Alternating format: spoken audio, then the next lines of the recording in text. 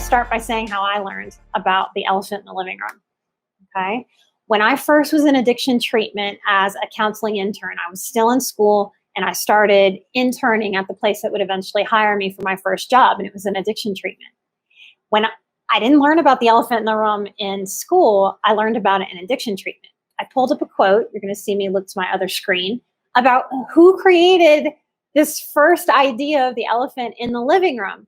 There's a guy, Ivan Krylov, in 1814. He was a poet and he wrote a fable. And by looking this up today, I learned that people who write fables are called fabulists. Isn't that neat?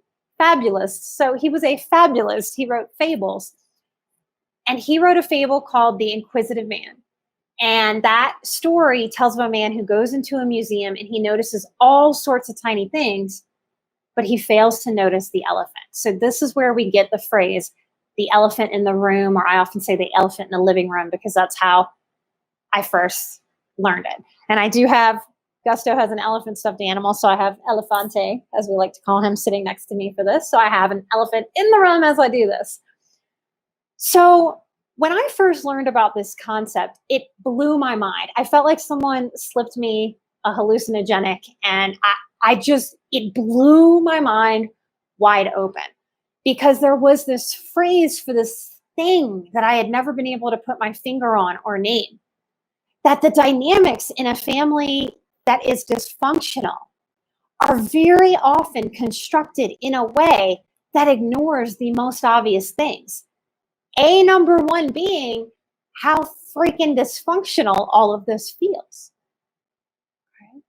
So that was mind-blowing to me. And as I've moved through my work with myself, with other people, I have seen over and over and over and over again that very often, as highly sensitive people and survivors, we are the people that walk in the room and automatically notice not just all the little things, but the elephant. The problem is that we notice the elephant and we look around and we see everybody else ignoring the elephant, and we shut down and we go with the flow of everybody else ignoring the elephant. Because those are the dynamics that most of us who are here were raised inside of, we take that forward. Meaning we take it into our jobs, we take it into our adult lives, and we don't really gain muscle in naming the elephant in the room. So I hope by going through these really awesome questions that I have in front of me, that you're going to get some confidence, some strength, some understanding that helps you know what to do with the elephants that you see in your own room and in the rooms of people that you love. Okay. So Amy says, how do you learn to deal with the elephant in your own life? Like you've been ignoring things clearly wrong with yourself, and you know it's time to change and admit them, but it's hard to admit to yourself. Okay. First off, I want to give Amy super high fives, because once you name, I have an elephant in my own life, you have named the elephant in the room. And it is very, very true. I believe we cannot change what we don't know how to name or acknowledge or see.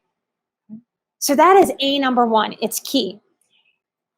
And this gives me an opportunity to talk about denial, to talk about what it is, because that's what Amy's talking about, that there's this part of her that, yeah, you kind of know it's there for a while, but you actively deny it. We tend to think of denial as this real intentional thing. I think it's because of movies and TV and sort of the common rhetoric around alcoholism, because that tends to be where we learn the word denial. Oh, that's an alcoholic in denial. Whether you're in the field of mental health or not, that's what we commonly and generally associate denial with. Somebody with a drug or alcohol problem who just isn't willing to deal with that. So because of that overly simplified definition or experience of denial, we tend to really think, without ever examining it, that denial is this willful, oh, I'm not dealing with that right now. That tends to not be what denial is. Denial is, at a point, almost delusional. Almost delusional. And if you take a moment to look into your family systems, to look into your own history, there's often proof that we can see where it's not that somebody knows, oh, my hand is dirty, I need to wash it, and I'm going to deny that. And I'm just going to live like this hand is dirty. And that's going to be a pain in the ass and awkward, and I'm not going to be able to be as effective in my life, but I know it and I'm not choosing to deal with it right now. Of course, that's a little bit of denial. But when we really look at denial, what it mostly is no, I'm not even going to look at what's in my hand. I'm not even going to look. I don't know that it's there.